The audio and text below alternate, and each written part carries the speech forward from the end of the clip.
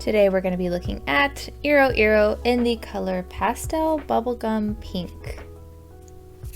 So I have my swatches labeled 1 through 12, but that is not synonymous with hair levels. I'll do different video clips and pictures and such, so the numbers just help us keep track of each swatch. These are human hair swatches, but they are not virgin hair. They've all been chemically colored or bleached or treated at some point in their existence. One is green. I usually get a lot of requests when I'm doing like pink or purple dye to do a green swatch, so that's what that is. 2 is gray, 3 is a natural red, 4 is a soft black. So 4 to 11 is a range that goes to platinum blonde, and then 12 is like a toned version of number 11. So I'm going to take the color directly from the container and I will put it at the top of each swatch. Then some people do like to dilute their dyes, so I will do a diluted version at the bottom of each swatch. Please keep in mind, everyone's hair is different and everyone's hair takes color differently, plus different screens and monitors can make colors and undertones look kind of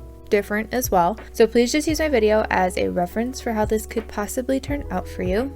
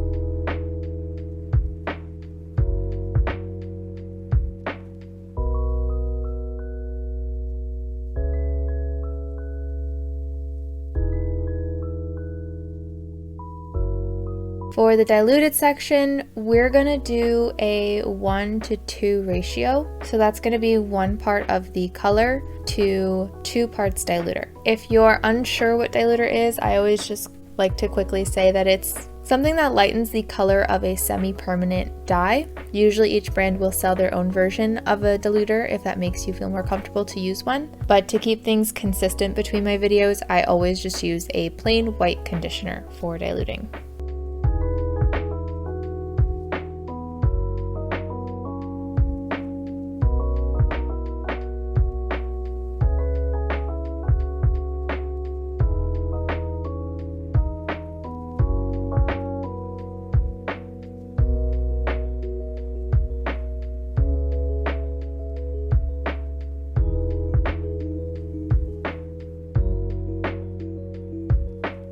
Alright, I'm gonna let these sit for about 3 hours so they can really take the color. I will then rinse them out, and when they're dry, I will meet you back here.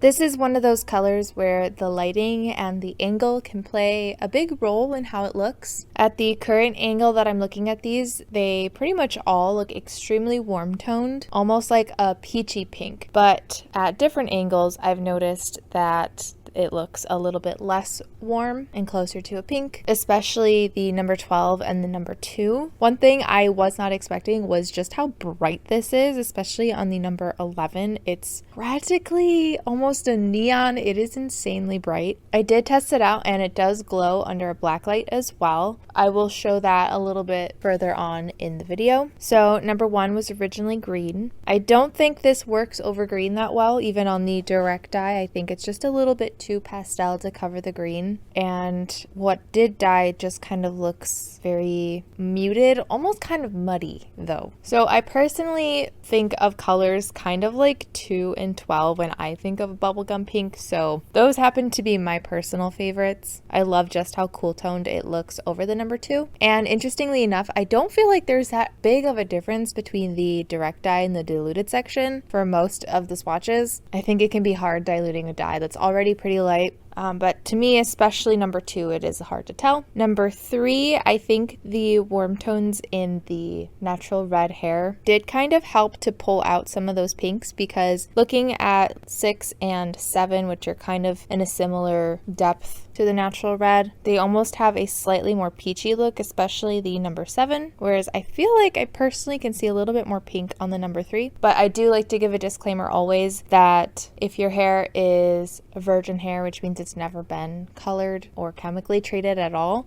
usually will have a very hard time taking color and holding on to color. So even if a color does take, it might wash out very quickly. So that is another reason to do a strand test. 4 was a soft black, but I don't see any difference there. There might be a slight undertone difference for number 5, but it's really hard to tell. I think it doesn't really start to come through until 7, but I do see a slight difference on the number 6 as well. But honestly, I think this color would do better on lighter hair, especially considering that it is marketed as a pastel. I would say number 8 is the last one that looks kind of natural. Obviously, it doesn't look like a natural, but compared to 9, 10, 11, and 12, it does have a slightly more natural look to it. And then once the hair gets lighter and lighter, basically the dye gets brighter and brighter, which makes sense. And then once again, the number 12 is a little bit more cool toned than the number 11, but it's definitely not as cool toned as number 2, kind of as usual, just that in between swatch. So as for comparisons, I wanted to look at Manic Panic in the color Cotton Candy Pink. This is comparable to number 12, number 11, number 10, and number 9.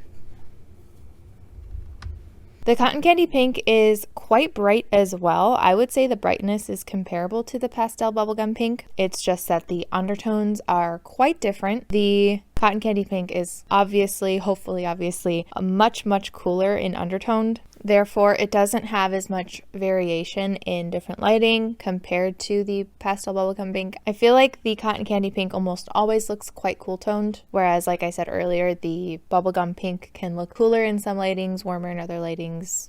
The next comparison I wanted to do was Arctic Fox in the color Electric Paradise. This is comparable to number 12, 11, 10, and comparable to number 9. So firstly, these swatches are quite old. I may even redo Electric Paradise in the future. I used to do 2 separate diluted parts, so around this area would be diluted once and then diluted again. So that's why it kind of looks like it's fading out at the bottom.